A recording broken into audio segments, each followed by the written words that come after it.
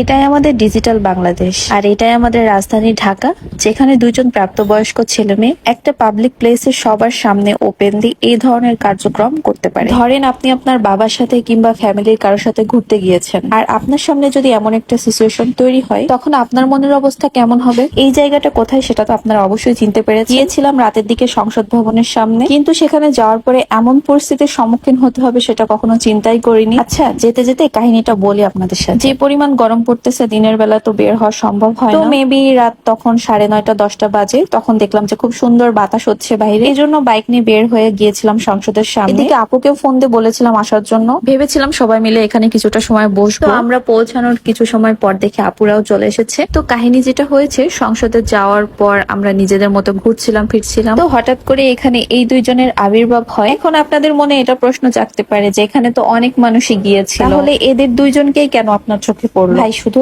আমি না, ওখানে যারা ছিল ম্যাক্সিমাম সবাই তাদেরকে নোটিস করেছে। এখন কেউ যদি কারোর সাথে নর্মালি হাত ধরে হাঁটে, ভালোবেসে হাক করে, সে পর্যন্ত না হয় মেনে নিলাম, কিন্তু কখন আপনাকে 10টা মানুষ নোটিস করবে? যখন আপনি এক্সট্রা কিছু করবেন যেটা আমাদের সমাজে সবার সামনে বৈধ না, যেটা আমরা দেখে অভ্যস্ত না, এটা তো ভাই কোনো বাহিরের কান্ট্রি না যে আপনি পাবলিকলি ওপেনলি সবার সামনে সবকিছু করতে পারবেন। আমি অল্প কিছু ক্লিপস আপনাদেরকে দেখালাম, তারপর আমি ব্লার করে দিয়েছি যাতে তাদের ফেসটা বোঝা না যায়। আর কিছু জায়গাতে ব্লার করা হয়নি, কারণ সেখানে তাদের ফেসটা বোঝা যাচ্ছে না। তারপরে যদি আমি তাদের আরো কিছু ক্লিপস শেয়ার করতাম, তাহলে দেখা যাইতো যে আমার পেজে ভায়োলেশন চলে আসতো। আচ্ছা, এখানে আমাকে নিয়ে আপনারা একটা অভিযোগ করতে পারেন, সেটা হলো আমি তাদের পারমিশন ছাড়া কেন ভিডিও করলাম। এই ব্যাপারটা আমি একটু ক্লিয়ার করি। আমি যদি কোনো পার্কে গিয়ে ভিডিও করতাম, তাহলে সেই ক্ষেত্রে আপনাদের বলার রাইট ছিল, কারণ সেখানে অনেক কাপলই যায়, আর সেখানে তারা নিজেদের মধ্যে ঘনিষ্ঠ হবার চেষ্টা করে, কিন্তু আবার মানুষ দেখলে তারা আবার এই জিনিসগুলো অ্যাভয়েড করে। এখানে বলে রাখি, আমি সবার কথা বলি নাই, কিছু সংখ্যক কাপল, সেই ক্ষেত্রে তাদের পারমিশন ছাড়া যদি আমি তাদের ভিডিও করতাম, তাহলে সেটা আমার ভুল হতো। কিন্তু সংসদ ভবনের মতো একটা জায়গায়, সেখানে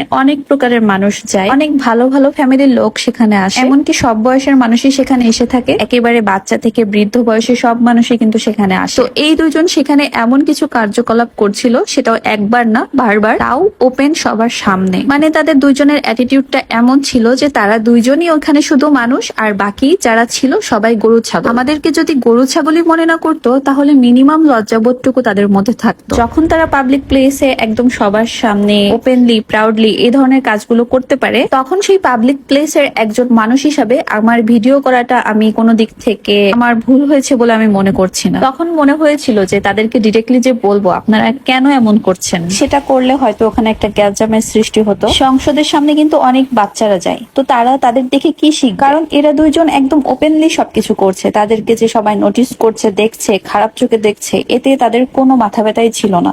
যাই হোক, আমরা সবাই চেষ্টা করব এই জিনিসগুলো অ্যাভয়েড করে চলার জন্য, আপনার আমার কোনো কার্যকলাপের জন্য, যাতে আপনার আমার পাশের কাউকে অস্বস্তিকর কোনো পরিস্থিতিতে পড়তে না হয়, সেদিকে অবশ্যই খেয়াল রাখবো। আজকের মতো এই পর্যন্তই, বাই।